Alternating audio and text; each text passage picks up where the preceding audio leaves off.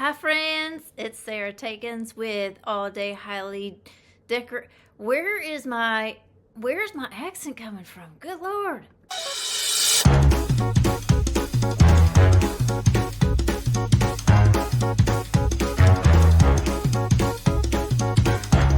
Okay, I got it pulled together. It's Sarah Takens, All Day Highly Distracted.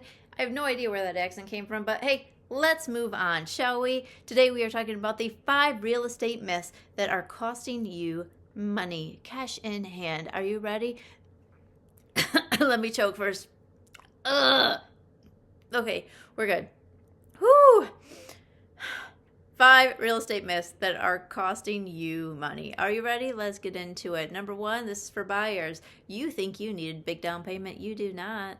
You do not. Does it help? Yeah, it helps.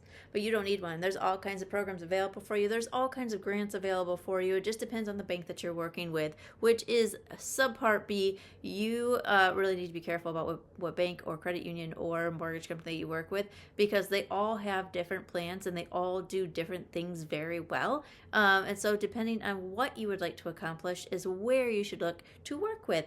Anyway, moving on. So, number 1, you do not need a big down payment. You can ask me, and based on your scenario, I will let you know which program might be best for you. Number 2, the interest rates are too high. Yeah, we keep hearing this, and it's high. You're right. They are high. It is never going to be 2.5 again. Never. Probably not in our lifetime. You will not see 2.5 again.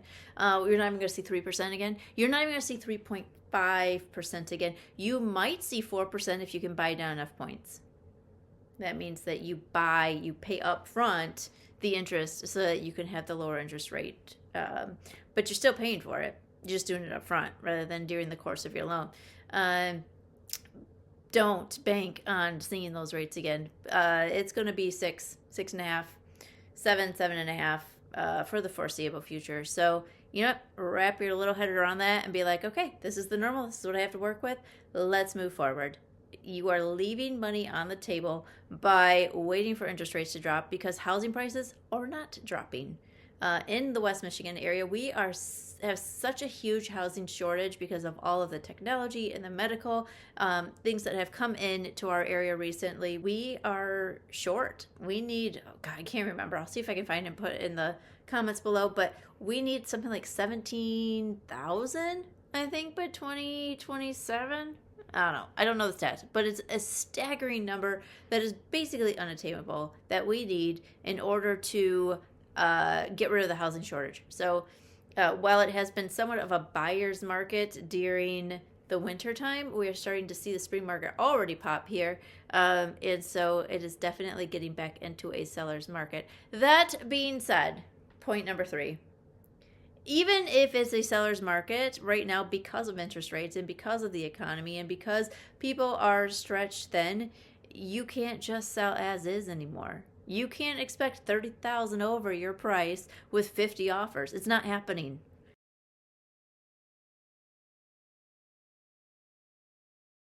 There are a few houses, when they are priced right, because of how beautiful they are and how well maintained they are, that they do get a lot of interest. They do get a lot of buyers walking through, and they'll get 5 to 10 offers still.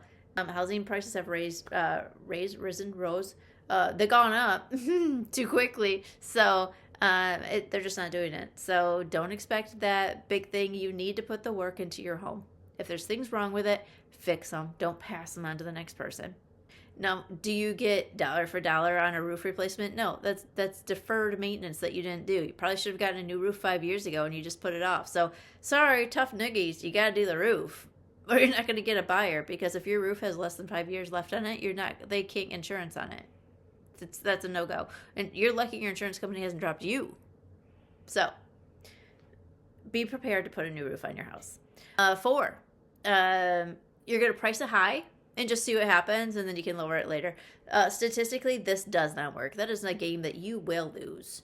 When I price houses, I take the market stats. I look at everything, including the maintenance of the home, how old their stuff is, and then I subtract about $10,000 from that amount and say, this is where we are going to price. If you agree with me, great. If not, we can talk about it. we can talk about it. Will I change my mind? Probably not. But we can talk about it. We can talk about a game plan. So don't price high and then be like, oh, I can just always bring it down. You will lose that game. You will bring it down a whole lot more than you ever planned on doing it, because the longer it's on the market, the more they think is wrong with it. It's just how it is. And then you end up getting these lowball offers. Number 5, I'll just sell it myself. You're welcome to do it. We are a service provider. Us humble real estate agents are just a service provider. I'm here to be an advocate. I am here to be a resource. I am here to help you understand all the intricacies of selling and to protect you with my E&O insurance from anything that you might have forgotten to put on the seller's disclosure. I'm here to help you make good choices. Selling it yourself is not making a good choice. You want to know why?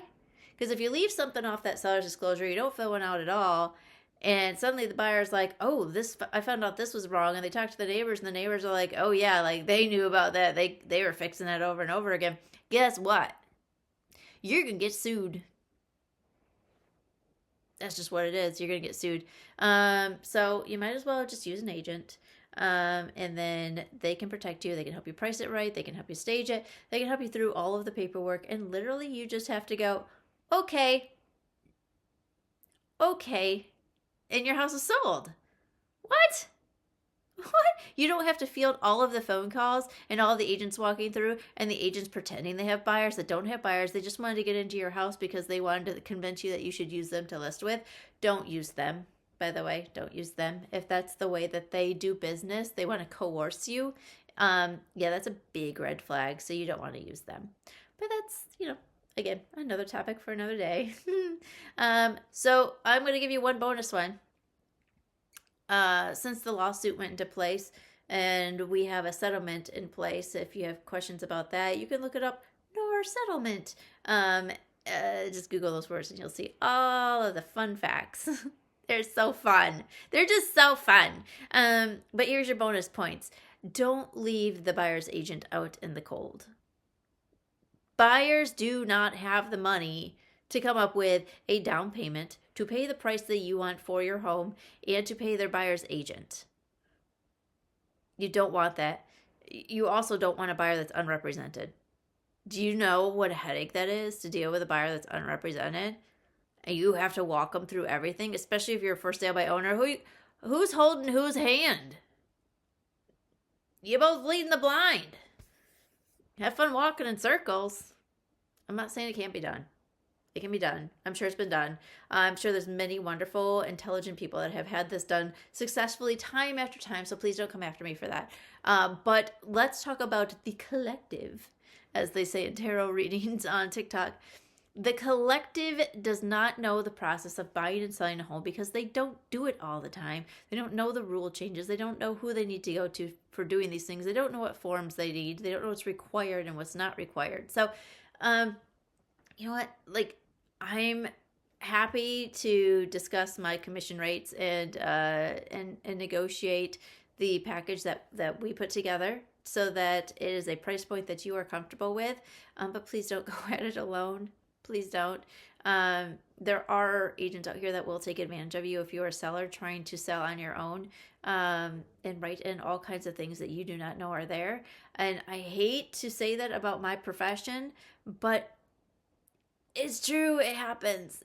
And I'm not one of them, but I've dealt with them. I know the agents that you have to pick through their offers with a fine-tooth comb. And that's another thing that you don't know. You don't know the other people in the agency. You don't know how they price their homes. You don't know how they write their offers. And when you're working with them day in and day out, you learn their little quirks and their little secrets. So it's important to know who you're working with and who is your adversary in real estate as well. Because they have no loyalty to you. Their loyalty is to their buyer. They don't have to help you through it. You can sell your home and be like, oh, I'll just have the buyer's agent do everything. You do not. That's how you leave money on the table. So there you go. There's your 5+1 real estate myths that you're believing that will cost you money in 2025.